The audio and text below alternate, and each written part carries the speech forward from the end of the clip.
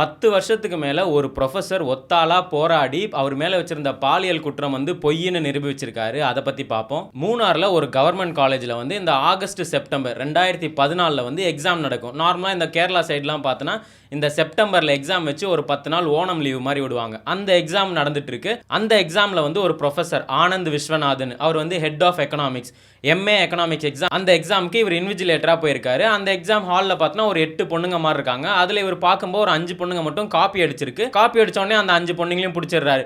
புடிச்சிட்டு நார்மலா நம்ம எக்ஸாம் ஹால்ல தெரியும் காப்பிலாம் அடிச்சா ஒண்ணு பேப்பர் அடிச்சுட்டு 0 போட்டு இல்ல போய் ஹெச்எம் பார்த்துட்டு அப்படின்ற மாதிரி சொல்லுவாங்க. இவர் ரொம்ப ஸ்ட்ரிக்டானவர் போல இருக்கு. அந்த பொண்ணுங்களை அப்பவே கூட்டிட்டு போய் ஹெச்எம் கிட்ட நிறுத்திட்டு இதை வந்து நீங்க போர்ட் ஆஃப் எக்ஸாமினேஷன்ல வந்து கம்ப்ளைண்ட் பண்ணிடுங்க அப்படின்ற மாதிரி சொல்லிட்டாரு.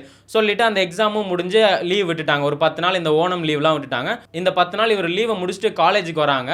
அப்போ பார்த்தனா இந்த பொண்ணுங்கலாம் சேர்ந்து இவர் மேலே வந்து ஒரு கம்ப்ளைண்ட் கொடுத்துருக்காங்க. அதுவும் போலீஸ் ஸ்டேஷனில் போய் 4 கேசஸ் கொடுத்துருக்காங்க. இந்த சார் வந்து எங்களை எக்ஸாம் ஹாலெல்லாம் தப்பாக பார்ப்பாரு, ஒரு மாதிரி செக்ஷுவலாக அப்ரோச் பண்ணுற மாதிரி இருக்குது அப்படின்னு இந்த 5 பொண்ணுங்களும் இவர் மேலே 4 கேஸ் கொடுத்துட்டாங்க. அதை வந்து இந்த காலேஜ் எடுத்து எந்த விசாரணையும் இல்லாமல் 2 பக்கம் நியாயம்லாம் கேட்காம இதை வந்து போலீஸ் ஸ்டேஷனில் கம்ப்ளைண்ட் ரெஜிஸ்டர் பண்ணுறாங்க. அவங்களையும் வந்து இந்த 5 பொண்ணுங்க போய் சாட்சியெல்லாம் சொல்லி அவரை 2021 இந்த 4 கேஸில் 2 கேஸ் ப்ரூவ் பண்ணி அவரை வந்து 3 வருஷம் ஜெயிலையும் போட்டாங்க. ஒரு 3 வருஷம் அவர் ஜெயிலில் சர்வ் பண்ணியிருக்காரு. அதுக்கப்புறம் வெளியே வந்ததுக்கு அப்புறம் நான் குற்றமே பண்ணல, நான் வந்து இதை ப்ரூவ் பண்ணியே தீர்வேன்னு சொல்லி ஒரு கேஸா வந்து ஓபன் பண்றாரு. அப்புறம் தான் தெரிய வருது இந்த 5 பொண்ணுங்களும் பார்த்தனா எக்ஸாம் ஹால்ல காப்பி தான் அடிச்சிருக்காங்க. பிட் அடிச்சிருக்கு, காப்பி அடிச்சிருக்கு, வெறும் மால் பிராக்டிஸ் பண்ணியிருக்குன்னு மட்டும் தான் இவர் கொண்டு போய் பிடிச்சி கொடுத்துருக்காரு. அதை வந்து இந்த காலேஜில் இருக்கவங்களாம் வந்து ஆல்ரெடி ரொம்ப ஸ்ட்ரிக்டானவர் போல.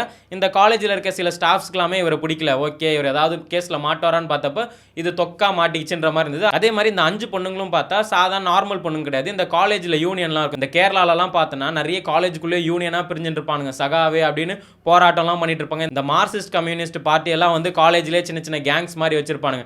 ஏதாவது பிரச்சனைனா இவங்க உள்ளே கொடியெல்லாம் தூக்கிடுவானுங்க. அந்த கேங்கில் இருக்க இந்த 5 பொண்ணுங்க, இந்த பொண்ணுங்களாம் என்ன பண்ணியிருக்குன்னா அவங்களோட யூனியனில் போய் சொல்லிடுச்சுங்க, இந்த மாதிரி ஒரு சார் வந்து எங்களை காப்பி அடிச்சதில் பிடிச்சிட்டாரு, இந்த மாதிரி எங்கள் லைஃபே போயிடும் போல, அதனால் இவங்க மேலே ஏதாவது கேஸ் போட முடியுமா, ஹெல்ப் பண்ணுங்கன்னு இவனுங்க பொலிட்டிக்கல் இன்ஃப்ளூயன்ஸ்லாம் வச்சு சில காலேஜ்லேயே ஸ்டாஃப்ஸ் எல்லாம் உஷார் பண்ணி சில பேர்லாம் பார்த்தோன்னா இவருக்கு எதிராக போராடலாம் செஞ்சுருக்காங்க. அவங்க யாருன்னு பார்த்தோன்னா யாருமே காலேஜ் ஸ்டூடெண்ட் இல்லை, எல்லாரும் காலேஜ் ஸ்டூடெண்ட்ஸ் மாதிரி யூனிஃபார்ம் ஐடி கார்டெலாம் போட்டு இவருக்கு எதிராக வந்து கேஸ் எல்லாம் ரைஸ் பண்ணி 2 கேஸை ப்ரூவ் பண்ணி 3 வருஷம் ஜெயிலையும் தள்ளிட்டாங்க. அதனால் இவர் விடக்கூடாது, நான் அதை வந்து உடச்சே தீருவேன்னு சொல்லி இவர் வந்து அந்த 2021 அப்புறம் போராடிக்கிட்டே இருந்திருக்காரு. இப்போ 2025 செப்டம்பர் 3 2 நாளுக்கு முன்னாடி வந்து கோர்ட்டே அறிவிச்சிச்சு இவர் மேலே போட்டது எல்லாமே ஃபால்ஸ் அலிகேஷன் தான், இவர் உண்மையிலே எந்த தப்பும் பண்ணல. அதே மாதிரி இந்த பொண்ணுங்க தான் வந்து இவர் மேலே கேஸ் தப்பாக ரெஜிஸ்டர் பண்ணியிருக்காங்க. இதை சரியாக கவனிக்காத ஹெச்எம் மேலேயும் நாங்கள் ஆக்ஷன் எடுப்போம், இது பின்னாடி ஒர்க் பண்ணி இந்த எல்லாருமேலும் நாங்கள் ஆக்ஷன் எடுப்போம்னு அவருக்கு வந்து 11 வருஷத்துக்கு அப்புறம் ஒத்தாளா போராடி வந்து அவருக்கு இப்போ தான் ஜஸ்டிஸே கிடச்சிருக்கு. இப்போ கேரளா நியூஸ் ஃபுல்லாகவே பார்த்தோன்னா அவர் தான் இன்டர்வியூ எடுத்துகிட்டு இருக்கு. அவர் இன்டர்வியூவில் சொல்கிற விதமும் பயங்கரமாக இருக்குது. அவர் பார்க்கும்போது தெரியுது தாண்டா படித்தவன் தான் நான், இதே அந்த இடத்துல மற்றவனாக இருந்திருந்தா அந்த மாதிரி அந்த 5 பொண்ணுங்களை நான் விட மாட்டேன், நான் யாருன்னு காட்டுறன்ற மாதிரி இருக்கும். அவர் பார்த்தோன்னா ரொம்ப காமாக சொல்லுவார், நான் வந்து என்னோட இன்னசென்ஸை நான் ப்ரூவ் பண்ணுறதுக்காக தான் நான் இவ்வளோ வருஷம் வந்து நான் போராடிட்டு இருந்தேன், கண்டிப்பாக எனக்கு நியாயம் கிடைக்கும்னு தெரியும், என்ன ரொம்ப லேட் ஆச்சு ஆனாலும் எனக்கு பரவாயில்ல, இந்த ஓணம் வந்து எனக்கு ஸ்பெஷலாக இருக்கும், இப்போ வந்து என் மனசில் இருக்க பாரமே தீர்ந்த மாதிரி இருக்குது. ஆனாலுமே கவர்மெண்ட் பார்த்தோன்னா எனக்கு இன்னும் ஹெல்ப் பண்ணலை.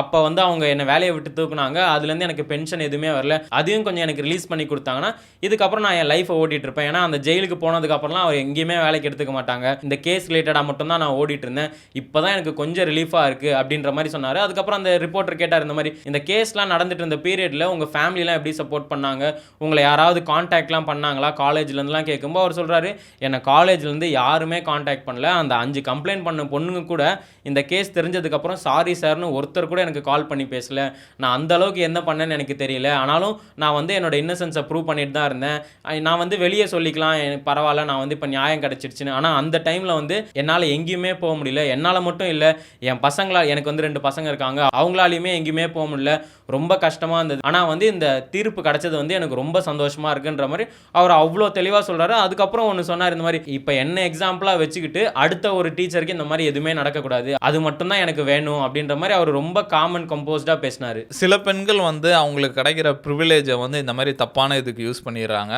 நிறைய நம்ம வரலாறுல நிறைய பார்க்குறோம். இந்த மாதிரி யாராவது அவங்கள பிடிக்கலாம் உடனே வந்து செக்ஷுவல் ஹராஸ்மெண்ட் கேஸில் இது பண்ணிடுறது. ஹஸ்பண்ட் அண்ட் ஒய்ஃபுமே வந்து அந்த ஒய்ஃப் வந்து வேறு யாருக்கு கூட அஃபேர் இருக்கும், ஹஸ்பண்டை கழட்டி விடுறதுக்காக என்னை வந்து பாலியல் ரீதியாக துன்புறுத்துறாரு, என்னை அடிக்கிறாரு அப்படின்ற மாதிரி கேஸை குத்துறாங்க. இந்த மாதிரி உமன் ப்ரிவிலேஜை வந்து அவங்க தப்பாக யூஸ் பண்ணுறது வந்து தொடர்ந்து நடந்துட்டு தான் இருக்குது. நீ சொன்ன மாதிரி இந்த பெண்கள் வந்து அவங்களோட ப்ரிவிலேஜை வந்து ரொம்ப ஈஸியாக யூஸ் பண்ணிக்கிறாங்க. ஒரு கட்டத்துக்கு மேலே அவங்களால அந்த சண்டையை கண்டினியூ பண்ண முடியலன்னா போய் போலீஸ் ஸ்டேஷனில் கம்ப்ளைண்ட் கொடுத்துட்றாங்க, இவன் இந்த மாதிரி என்கிட்ட தப்பாக நடந்துக்கிட்டான் அப்படின்னு.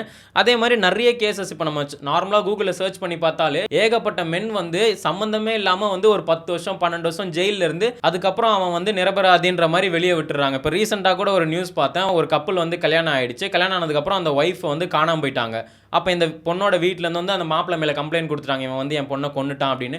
ஏன்னா அந்த பொண்ணை எங்கேயும் தேடி பார்த்தாங்க, கிடைக்கல, இவன் தான் கொன்னுட்டான்னு சொல்லி அவனை ஜெயிலில் போட்டு அவன் 12 வருஷம் ஜெயிலில் முடிச்சுட்டு வந்ததுக்கப்புறம் தான் தெரியுது இந்த பொண்ணை அவன் கொலைலாம் பண்ணலை, இந்த பொண்ணை யாரையோ லவ் பண்ணி அவர் கூட ஓடி போயிருக்கு. அது தெரியாமல் இந்த வீட்டில் கம்ப்ளைண்ட் பண்ணி அவரோட 12 வருஷ வாழ்க்கையை வந்து அவர் ஜெயிலில் முடிச்சிட்டார். இந்த மாதிரி ஏகப்பட்டதற்கு இப்போ போக்சோ சட்டமே எடுத்து பார்த்தா கூட சின்ன பசங்க வந்து யார் மேலேயாவது ஏதாவது கம்ப்ளைண்ட் பண்ணால் அவங்க கிட்ட என்கொயரிலாம் கிடையாது, கூட்டின்னு போய் உரின்னு உரிச்சிருவாங்க தான். ஆனால் தப்பாக இருந்தால் உரிக்கிறது கரெக்டு.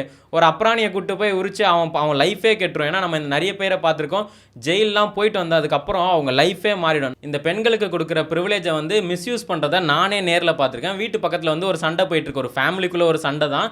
அதில் வந்து ஒரு ஸ்கூல் பொண்ணோட அம்மா வந்து அந்த பொண்ணை புஷ் பண்ணி விட்றாங்க, போ அவங்க கூட போய் சண்டை போடு, அவன் இப்போ உன்னை ஏதாவது சொல்லட்டும், அவனை வந்து உன் பேரில் கேஸை போட்டு உள்ளே உட்கார வைக்கணும் இல்லையா பாரு அப்படின்ற மாதிரி. இது ஒரு நல்ல பாயிண்ட்டு, இதை வச்சு அவனை லாக் பண்ணிடலாம் அப்படின்ற மாதிரி அவங்க வந்து ரெடியாக இருக்காங்க. இதை பார்க்கும்போது ஆனால் பாவீங்களா இப்போ. ஏன்னா அந்த சம்பவத்தில் போலீஸ் வந்திருந்தாங்கன்னா ஃபஸ்ட்டு சொல்கிறதே வந்து இந்த குட்டி பொண்ணை வந்து அடிச்சிட்டான் அப்படின்னோடனே போலீஸ் ஒன்றும் பண்ண மாட்டாங்க. அடித்தது யாருப்பா வாப்பான்னு அவனை கூப்பிட்டு போய் அங்கே நடந்தது என்ன அதெல்லாம் இல்லை, ஃபஸ்ட்டு உரின்னு உரிச்சதுக்கப்புறம் தான் சரி இப்போ சொல்லி என்ன ஆச்சு அப்படின்ற மாதிரி கேட்பாங்க.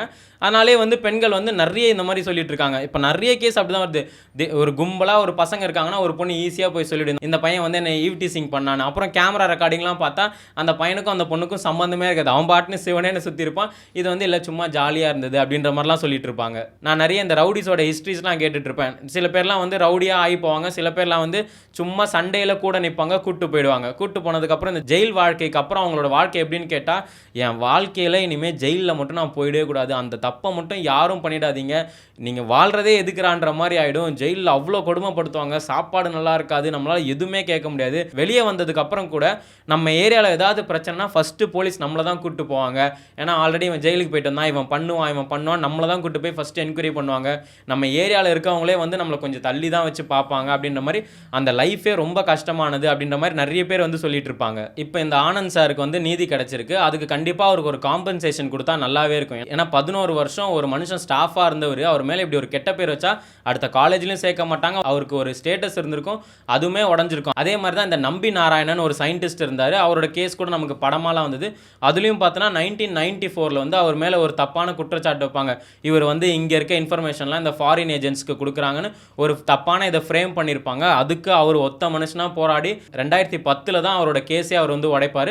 அதுக்கு பார்த்தோன்னா எல்லா சைடு கவர்மெண்ட்டுமே அவருக்கு காம்பன்சேஷன் கொடுப்பாங்க. சுப்ரீம் கோர்ட் வந்து ஒரு 50 லட்சம் காம்பன்சேஷன் கொடுப்பாங்க. அப்புறம் ஹியூமன் ரைட்ஸ்லேருந்து ஒரு 10 லட்சம், அப்புறம் கேரளா கவர்மெண்ட் பார்த்தோன்னா ஒரு 1 கோடி வந்து காம்பன்சேட்டாக கொடுத்துருப்பாங்க. இந்த மாதிரி இந்த சாருக்கும் ஏதாவது கொடுத்தாங்கன்னா ரொம்ப ஹெல்ப்ஃபுல்லாக இருக்கும் இவருக்கு. இப்போ இந்த வீடியோ போடும்போதே சில பேர்லாம் வந்துடுவாங்க, எல்லா பெண்களையும் நீங்கள் எப்படி சொல்லுவீங்க தப்புன்னு. எல்லா பெண்களையும் நாங்கள் எதுவுமே சொல்லலை, சில பேர் வந்து இப்படி தான் பண்ணிட்டு இருக்காங்க, நமக்கே அது கண்கூடா தெரியுது. நீங்கள் இந்த ஆனந்த் சார் மேலே வச்சிருந்த ஃபால்ஸ் அலிகேஷன் கேஸை பற்றி என்ன நினைக்கிறீங்க? சில பெண்கள்லாம் அவங்களுக்கு கிடைக்கிற ப்ரிவிலேஜை தப்பாக யூஸ் பண்ணிக்கிறத பற்றி நீங்கள் என்ன நினைக்கிறீங்கன்னு கமெண்ட்டில் சொல்லுங்கள்.